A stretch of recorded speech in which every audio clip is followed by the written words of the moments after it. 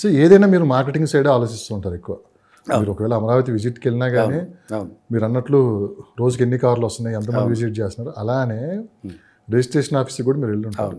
So అక్కడ ఎలాంటి వాతావరణం? ప్రస్తుతానికైతే ఏమి రిజిస్ట్రేషన్ అయితే స్పీడ్గా జరిగే పరిస్థితి ఏం లేదండి. ఎందుకు అంటున్నాండి, ఇక్కడ ట్రాన్సాక్షన్ దాంట్లోనే ఉన్నాయి. ఎందుకంటే అగ్రిమెంట్లు ఇదివరకు జరిగితే ఇప్పుడు కూడా మళ్ళీ రిపీట్ అవుతుందని చెప్పడానికి కారణం అదేనండి. నేను ఒక ₹1 కోటి 2 కోట్లతో ఒక ఎకరం కొన్నాను. నేను పేమెంట్లు చేయట్లేదు, దాన్ని మళ్ళీ నేను సేల్ పెడుతున్నాను. ఓకే, రీసేల్ పెడుతున్నాను. రీసేల్కి వస్తుంది. నాకు 2 కోట్లు కొన్నది 250 వచ్చింది అనుకోండి, నమ్మేస్తున్నాను. మళ్ళీ రీసేల్ మార్కెట్ ఎలా ఉంది సార్?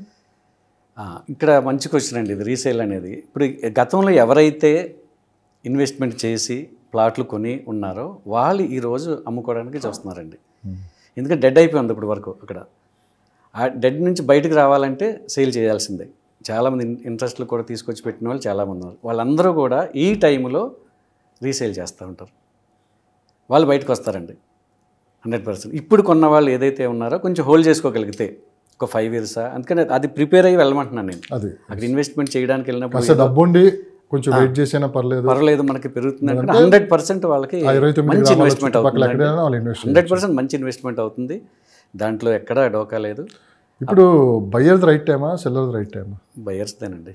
ఇప్పుడు బయ్యర్ మార్కెట్ ఇక్కడ హైదరాబాద్ కానీ అక్కడ కానీ బయ్యర్ మార్కెట్ అవుతుంది.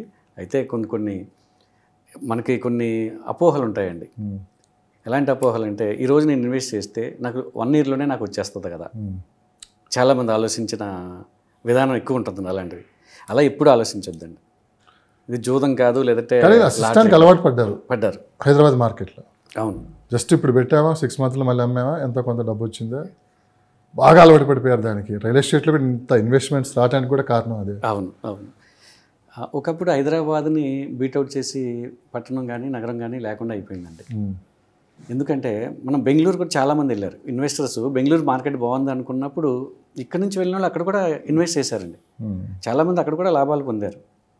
అలాగే చెన్నైలో కూడా ఇన్వెస్ట్ చేసిన వాళ్ళు ఉన్నారు, అక్కడ లాభాలు వచ్చాయి.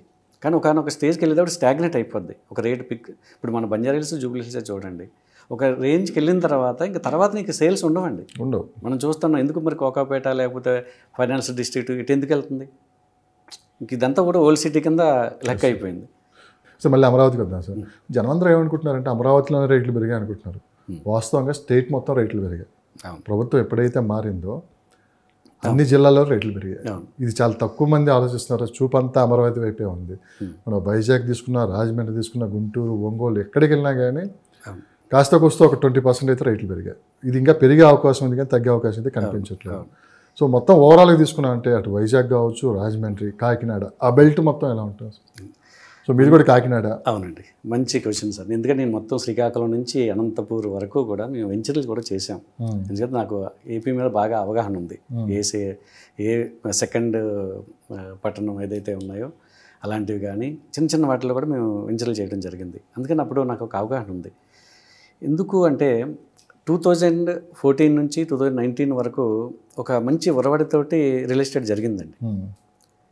ఇటు శ్రీకాకుళం నుంచి ఆల్మోస్ట్ అనంతపూరు, తాడిపత్రి, కడప, అన్ని చోట్ల కూడా.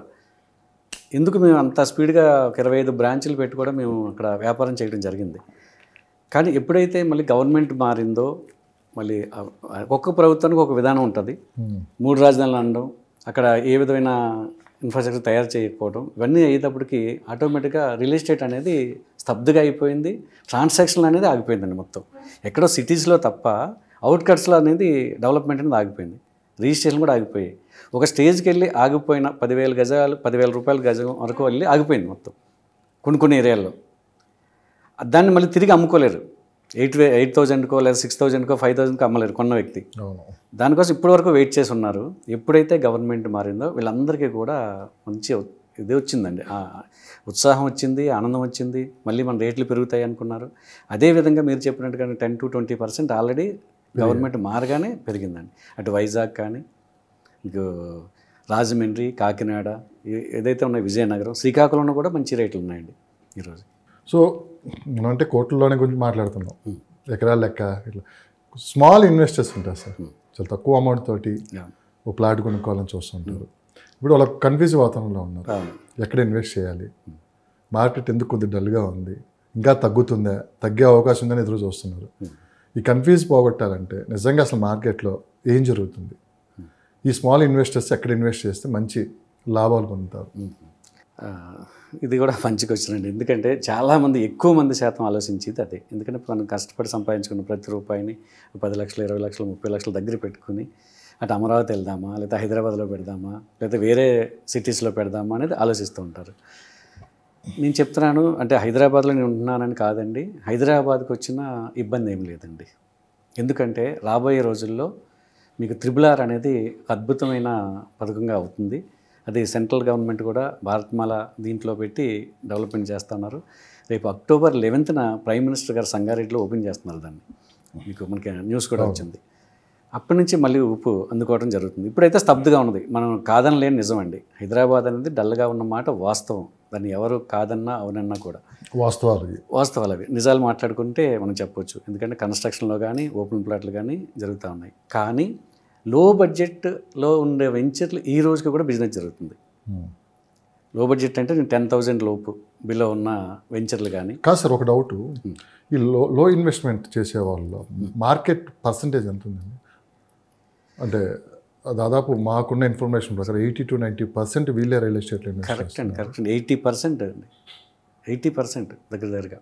ఇంకా స్మాల్ ఇన్వెస్టర్స్ ఎక్కువ మంది ఉన్నారు. రియల్ ఎస్టేట్ కూడా ఇంత బాగా ఉండటానికి కూడా మధ్యతరగతి బిలో మధ్యతరగతి వ్యక్తులే ఎక్కువ మంది లో బడ్జెట్ కోసం ఆలోచిస్తారు. ఎందుకంటే సొంత ఇంటి కళ అనేది ప్రతి ఒక్కరి యొక్క ఆలోచన అండి. కళ ఒక స్మాల్ ఇన్వెస్ట్మెంట్. అయితే ఇల్లు కొనుక్కోవాలంటే ఇక్కడ మన పరిస్థితి ఎక్కడ ఉంది? హైదరాబాద్లో ఈ మహానగరంలో HMDA పరిధిలో మనం కొనలేమండి. ఎకరాలు కొనలేము. ఎకరాలు అసలు ఆలోచించొద్దు. గజాల్లోనే. రాబోయే రోజుల్లో మనం ముంబై ఢిల్లీలో లెక్క వేసుకుంటే అది స్క్వేర్ ఫీట్లకు వెళ్ళిపోయి, ఈవెన్ బెంగళూరు కూడా స్క్వేర్ ఫీట్లోనే లెక్క.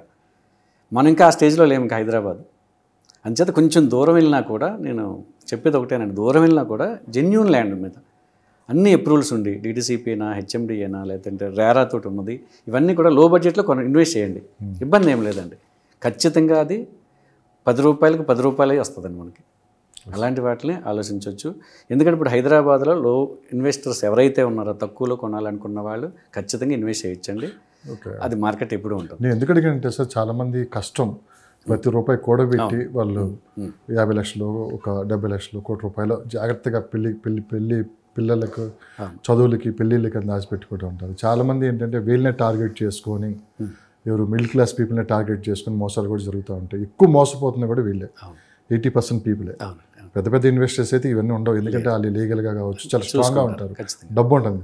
కానీ వీళ్ళకి చెప్పే వాళ్ళు చాలా తక్కువ మంది ఉంటారు. ఎందుకంటే చిన్న గిఫ్ట్ల రూపంలో ఆశలు చూపించి వీళ్ళందరినీ ముంచేస్తూ ఉంటారు. మనం రీసెంట్గా చాలా చూసామండి. ఎందుకంటే వీళ్ళు ఎక్కడ ఇబ్బంది పడకూడదు, ఎక్కడ మోసపోకూడదు. కొంచెం లేట్ అయినా పర్లేదు, ఒక మంచి ప్లేస్లో ఇన్వెస్ట్ చేయాలి, ఒక మంచి అడ్వైజర్ సలహా తీసుకొని ముందుకెళ్ళాలని చెప్పి మేము ప్రయత్నిస్తున్నాం.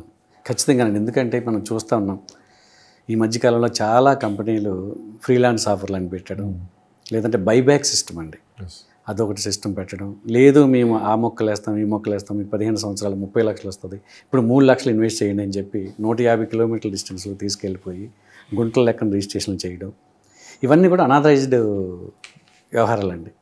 అంచేత ఎవరైనా సరే ఇన్వెస్ట్ చేసే వాళ్ళు ₹1 ఎక్కువైనా మనకి ఏదైతే ఉందో జెన్యూన్ ల్యాండ్ మీద ఇన్వెస్ట్ చేయండి. నష్టమేం లేదండి. ఎందుకంటే అది ఖచ్చితంగా పెరగడానికి అవకాశం ఉంది తప్ప మనం ప్రలోభాలకు లొంగి తక్కువకి వస్తుందనో, లేకపోతే అట్రాక్షన్ చాలా ఉంటాయండి. అవన్నీ నేను ఓపెన్గా చెప్పకూడదు. ఇవన్నీ కూడా చాలామంది. ముందు ప్రశ్న, మీరు కూడా ఇలాంటి విషయాలు బాగా దెబ్బతిన్న తర్వాతే అవును సక్సెస్ అయ్యారు. అవును. సో మీలాంటి వాళ్ళు చెప్తేనే పబ్లిక్ కూడా వింటారు. కరెక్ట్ అండి. అందుకే ఈ ప్రశ్న మిమ్మల్ని అడిగాను. ఎందుకంటే అనుభవంతో నేను చెప్తున్నాను. ఇదేం ఇప్పుడు సక్సెస్ లేటర్ మీరు మార్కెట్లో. నేను చిన్న స్టేజ్ నుంచే పైకి వచ్చిన వ్యక్తిని. ఆ కష్టం ఏంటో నాకు తెలుసు, కస్టమర్లు ఏం ఆలోచిస్తారో నాకు తెలుసు. ఎందుకంటే కస్టమర్లు దేవుళ్ళు అని చెప్తామండి, పైకి దేవుళ్ళు అని చెప్తాం. ఒకసారి కస్టమర్ మన దగ్గరికి వచ్చిన తర్వాత అతని గురించి పట్టించుకోవడం మానేస్తాం. ఎప్పుడు దేవుడు అవుతాడు మనకి? అతను నమ్మి మనకి అతను లక్షల రూపాయలు మన దగ్గర ఇన్వెస్ట్ చేస్తున్నాడు అండి కేవలం. కానీ లక్షల రూపాయలు ఇన్వెస్ట్ చేసి ముందు మన దగ్గరికి వచ్చినప్పుడు మనకి ఇది నచ్చిందండి మేము తీసుకుంటాం అన్నప్పుడు ఒక ₹1,00,000 లేదా ₹5,00,000 మనకి ఇన్వెస్ట్ చేస్తాడు. ఫస్ట్ కడతాడండి. కట్టిన తర్వాత అతనికి ఇచ్చేది ఏముందండి? ఒక పీస్ ఆఫ్ ల్యాండ్ ఏమి అతను రిజిస్ట్రేషన్ చేయట్లేదు, ఒక రిసీట్ ఇస్తున్నామండి. ఆ రిసీట్ వాల్యూ 10 పైసలు. మన స్టాంప్ వేసి ఒక రిసీట్ ఇస్తున్నాం. కింద చదివితే మళ్ళీ ఇంకా టర్మ్స్ అండ్ కండిషన్స్ అప్లికేషన్ మీద ఉంటుంది. అదంతా టర్మ్స్ అండ్ కండిషన్స్ ఉంటాయి. ప్లస్ ఒక రిసీట్ కూడా అతనికి మీరు కట్టారని చెప్పి ఒకటి ఇస్తామండి. అంటే ఎంత నమ్మకంతో మన దగ్గర ఇన్వెస్ట్ చేస్తున్నారు. ఆ నమ్మకాన్ని ఎట్టి పరిస్థితులను పోగొట్టొద్దండి. అతను టోటల్ అమౌంట్ కట్టిన తర్వాత కూడా మనం రిజిస్ట్రేషన్ చేస్తున్నాం. టోటల్ అమౌంట్ పే చేస్తేనే రిజిస్ట్రేషన్ చేస్తున్నాం. అంటే అప్పటి వరకు అతను మన మీద నమ్మకంతో టోటల్ అమౌంట్ ఏదైతే ఉందో మన పెట్టిన అమౌంట్ 20 లక్షలు అవ్వండి, 30 లక్షలు అవ్వండి, లేదా ₹1 కోటి అవ్వండి, మనకి ఆ కంపెనీ కట్టడం జరుగుతుంది. అది జెన్యూన్గా అతనికి రిజిస్ట్రేషన్ చేసి లీగల్గా అన్నీ ఉండి అతను లింక్ డాక్యుమెంట్స్ దాకా అతను ఇవ్వగలిగితే చాలా హ్యాపీ ఫీల్ అవుతాడు. సోషల్ మీడియా వచ్చిన తర్వాత ఇంత అవేర్నెస్ తీసుకొని వస్తున్నా కానీ ఇంకా మోసపోతున్నారు సార్. ఎక్కడ ఇది జరుగుతుంది ఇంకా లోపాలు? మోసపోయేవాడు అంతకాలం మోసం చేస్తూనే ఉంటారండి. అయితే నేను మార్కెటింగ్ పర్సన్ నుంచి వచ్చిన వ్యక్తినే కాబట్టి మార్కెటింగ్ వాళ్ళకి నేను ఒక రిక్వెస్ట్ చేస్తున్నానండి. ఫస్ట్ మీరు అవేర్నెస్ క్రియేట్ చేసుకోండి. అసలు కంపెనీ జెన్యూన్గా చేస్తుందా లేదా, కంపెనీ లీగల్గా కరెక్ట్గా ఉందా లేదా, మనం కట్టే అమౌంట్ దగ్గరికి సరిపడా ల్యాండ్ వాళ్ళ దగ్గర ఉందా లేదా, ఇవన్నీ కూడా ముందు మార్కెటింగ్ పర్సన్స్ ఆలోచించాలండి. నాకు డబ్బులు వస్తున్నాయి కదా, నేను ఎలా వేసినా పర్లేదు, కస్టమర్ తర్వాత ఆలోచించుకుందాం అని చెప్పి ఎవరైతే ఉన్నవి లేనివి కల్పించి కస్టమర్లని మభ్యపెట్టి తీసుకొచ్చి అమౌంట్లు కట్టేస్తున్నారో అది చాలా దారుణమైన విషయం అండి. ఎందుకంటే కర్మ రిటర్న్స్ అంటారు చూడండి, అలాంటి పొరపాట్లు ఎవరు చేసినా కూడా ఇమీడియట్గా వస్తుంది. తాత్కాలికంగా బాగుండొచ్చు, కానీ కస్టమర్ సంపాదించిన ప్రతి రూపాయి కూడా వాల్యుబుల్ అండి.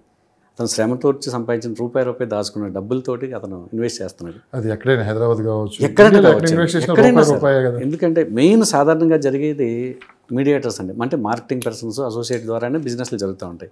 అంచేత ఫస్ట్ వీళ్ళు ఇంటెన్షన్ మంచిదై ఉండాలి. అలాగే కంపెనీ పెట్టేవాళ్ళు కూడా వాళ్ళ ఇంటెన్షన్ మంచిదై ఉండాలి. ఒక జెన్యూన్ ల్యాండ్ మనం ఇవ్వాలి కస్టమర్లకి, వాళ్ళు మళ్ళీ రిపీటెడ్గా మన దగ్గరికి రావాలి అనుకుంటే అలాంటి కంపెనీలు కొన్ని వేల మీద లెక్క పెట్టొచ్చండి.